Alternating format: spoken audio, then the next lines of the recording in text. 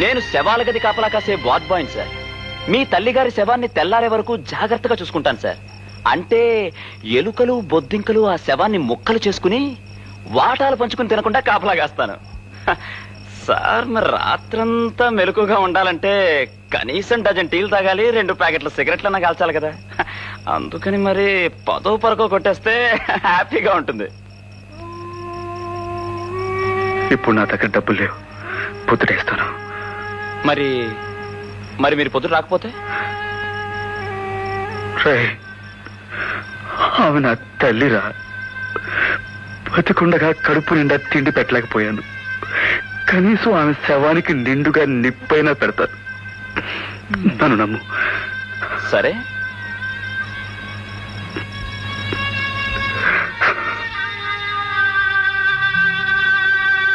పొద్దుట వరకు టైం ఇచ్చినా 15 రూపాయలు